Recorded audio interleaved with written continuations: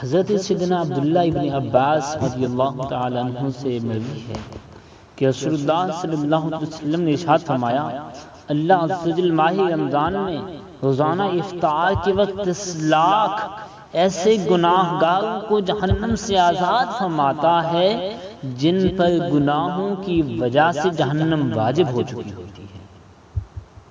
نیز ہر شب جمعہ اور روز جمعہ یعنی جمعرات کو غروب آفتاب سے لے کر جمعہ کو غروب آفتاب تک ان لمحات میں ہر لمحے میں ایسے 10 لاکھ گناہ گاروں کو جہنم سے آزاد کیا جاتا ہے جو عذاب کے حقدار قرار دیے جا چکے ہوتے ہیں۔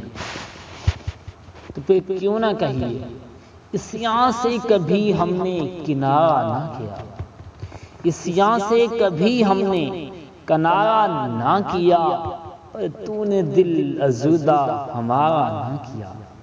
ہم نے تو جہنم کی بہت تجویز کی،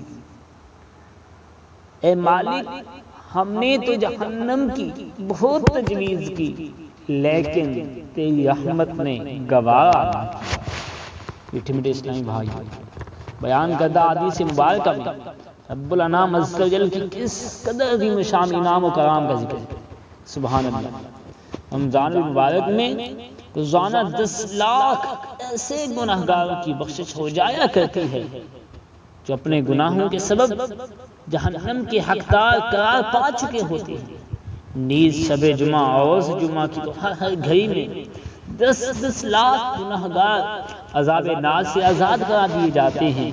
اور پھر رمضان مبارک کی آخری شب تو کیا خوب بہار ہے کہ سارے ماہ رمضان میں جتنے بخشے گئے تھے اس کے شمار کے برابر گناہ گار اس ایک رات میں عذاب نار سے نجات پاتے ہیں۔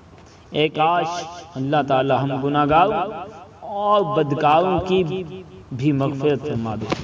جب کہا عصیاں سے میں نے سخت لاچار میں ہوں، جن کے پلے کچھ نہیں ان خریداروں میں میں ہوں، تیری رحمت کے لیے شامل گناہ گاروں میں میں ہوں، بول اٹھی رحمت نہ گھبرا میں مددگاروں میں میں ہوں۔